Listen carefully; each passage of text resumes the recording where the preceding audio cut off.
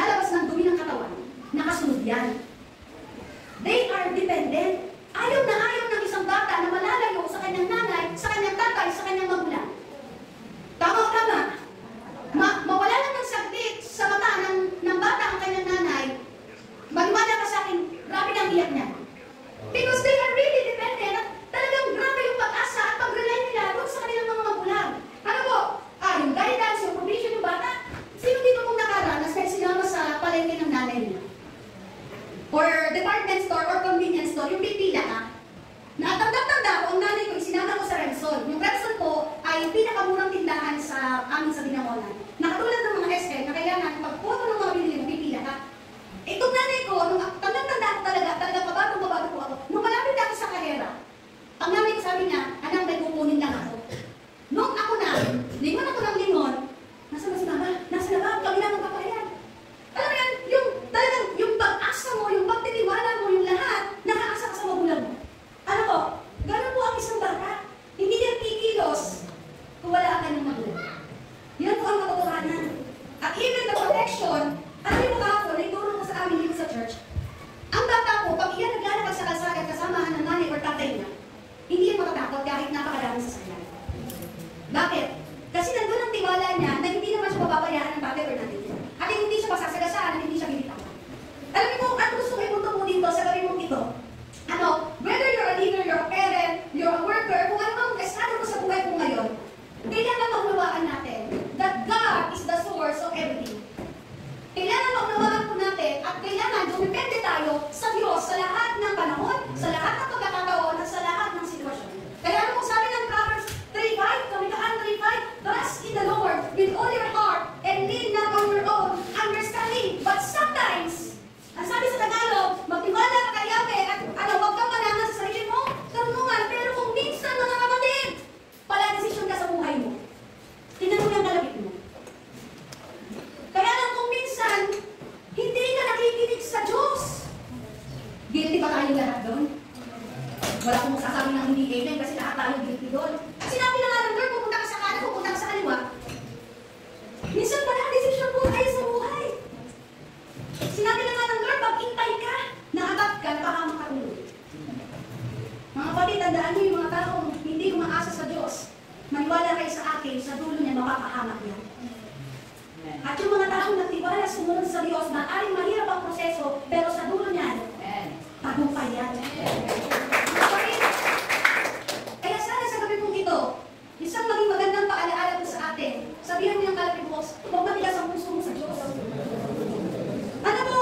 Well, no matter where we are in life, we must recognize that God is our provider and we need Him every day. Pero minsan, mayayabang tayo eh. Alam mo yun, yung akala mo umaasa ka pa sa Diyos, pero hindi na talaga. Kailangan i-evaluate po natin mga kapatid ang ating mga sarili. Talaga ba umaasa ako sa Diyos? O feeling ko lang yun? Minsan gagawa tayo, ay sinabi ko nila, hindi naman talaga. Mga kapatid, let's evaluate ourselves.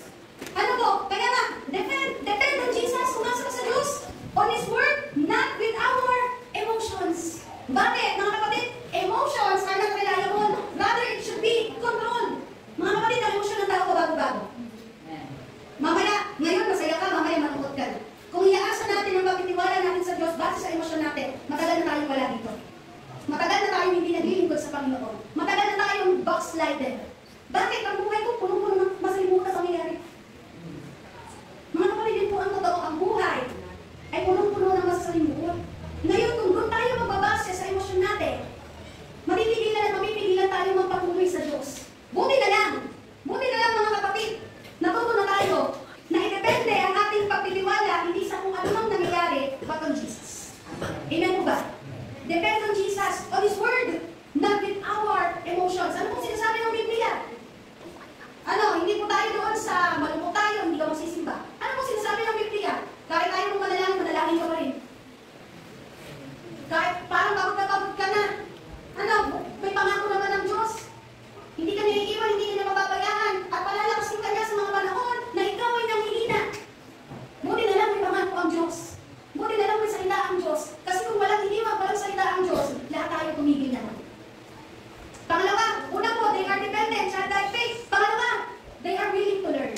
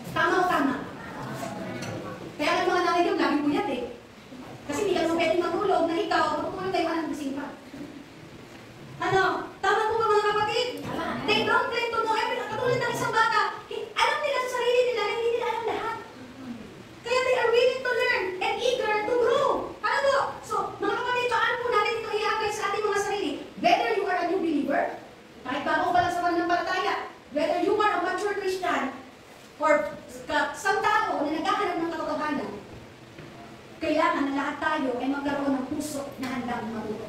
Mga kapatid, ang katotohanan, habang dumadami ang iyong nalalaman, mas marirealize mo marami ka pa palang hindi alam. Kaya lang sometimes, even Christian, kontento na ang alam lang na Bible verse, John 3:16, mali-mali pa. Kaya lang minsan, Kristiyano daw siya, pag tinanong mo, ilang Bible verse ang alam at kagsado mo, minsan isa, dalawa, tatlo. Mga kapatid, kung gusto natin mag-grow, magbasa ka ng salita ng Diyos. Walang ibang magiging kaparaanan para lumago ka sa Panginoon at makilala mo siya ng lubusay at matuto ka para sa Kanya. Wala pong ibang kaparaanan ng tulong ng Biblia. Kahit magbasa ka ng napakaraming libro, kahit magbasa ka ng mga sikat na mga author, kung hindi mo maunawaan ang salita ng Panginoon, sabi ng salita ng Panginoon, mangbang ka pa rin. Kahit marami kang alam sa science, sa math, kahit ikaw ay with honor, with honors, kung wala kang alam sa salita ng Diyos, ang tingin sa'yo ng Panginoon, mangbang ka pa rin.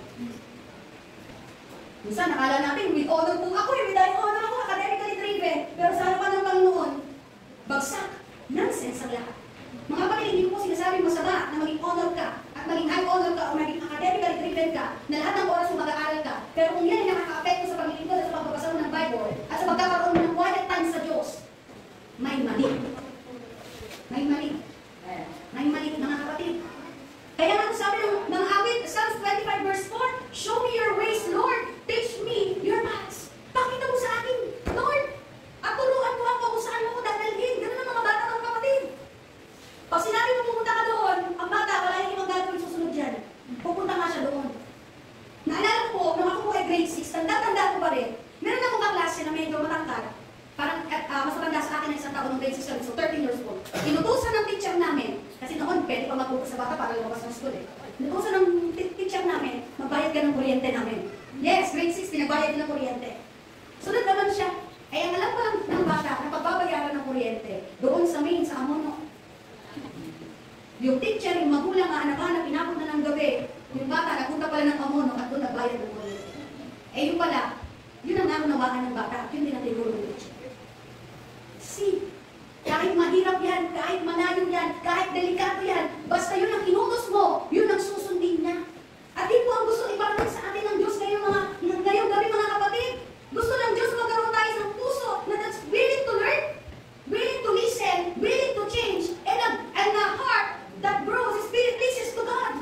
Ano po, a heart that's willing to listen, change, and grow is a heart that pleases God. Mga kapatid, kahit anong talino mo, kung hindi ka marunong makinig, kahit anong galing mo, kahit anong talento mo, napakadami mong talento, kung hindi ka marunong mapabago sa harapan ng Panginoon, hindi mo napapangiti ang Diyos.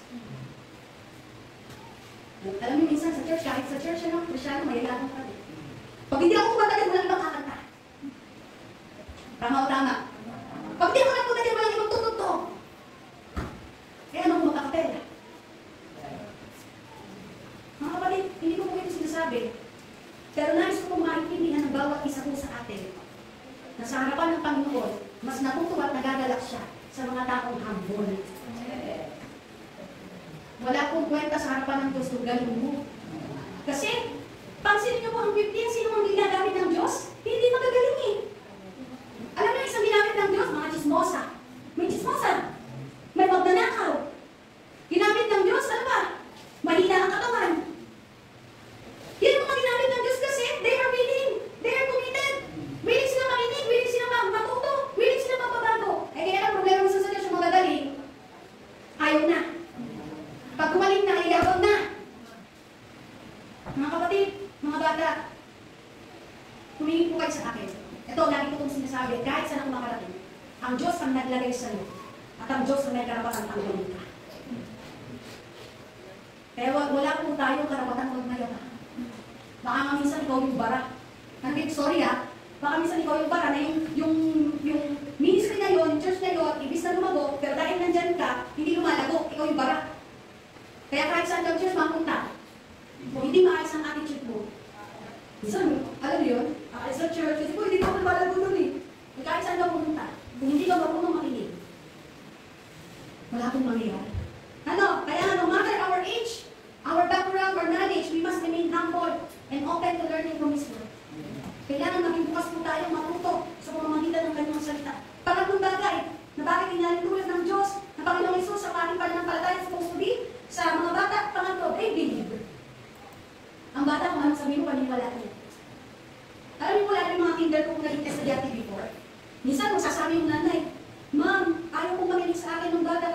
daw po ni teacher ganito ang gagawin. Alam niyo, ng bata, madaling makinig.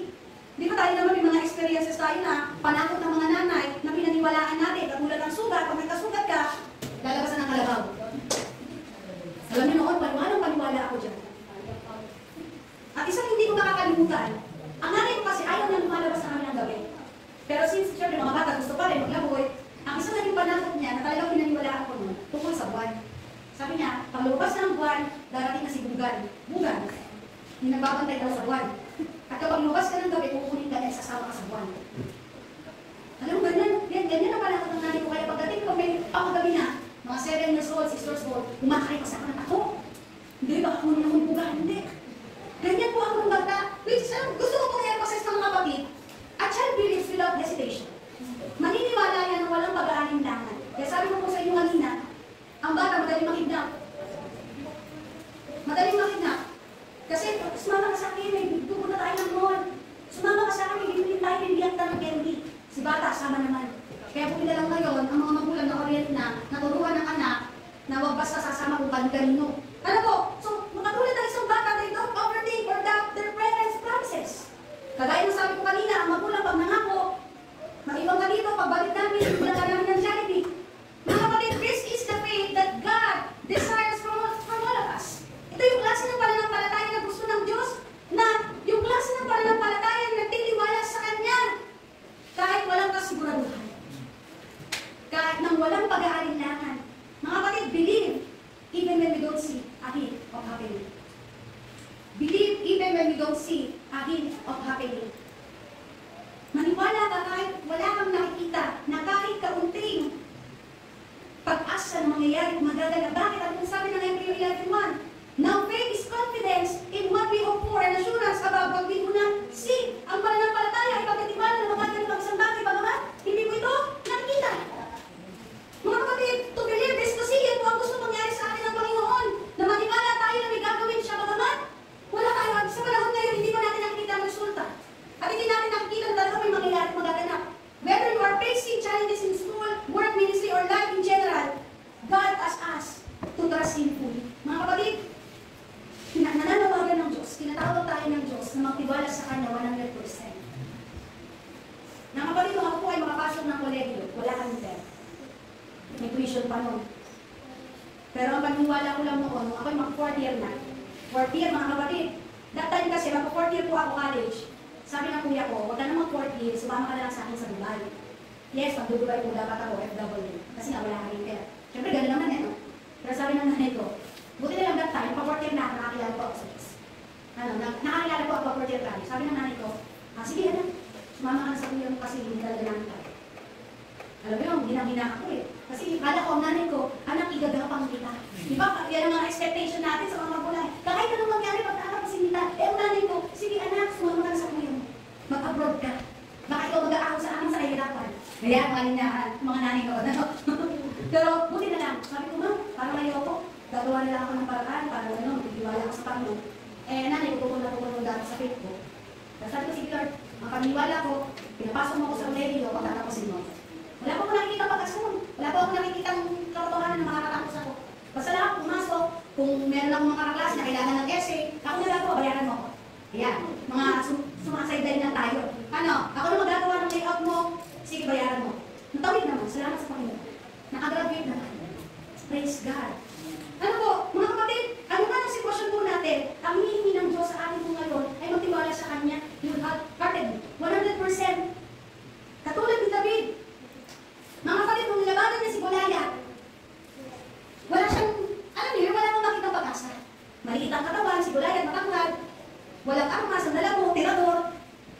Kung iisipin mo, hindi kaya eh. Pero, ang sabi ng mga kapatid, let's declare it. I will be the David of this generation. We believe that God is with me, fighting for my generation. Mga kapatid, lalo sa panahon ngayon na talabat ang social media. Mga bata, mga tabad.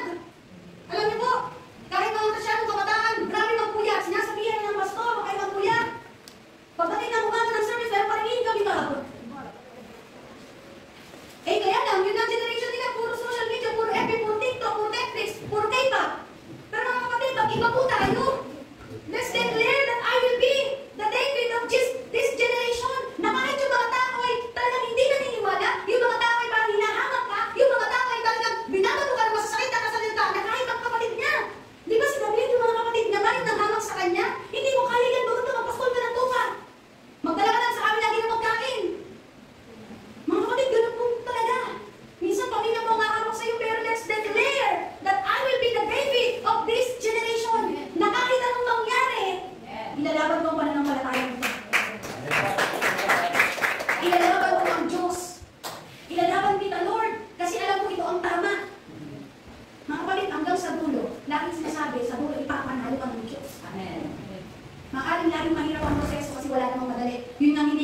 dumadaan din naman sa pagsubok eh.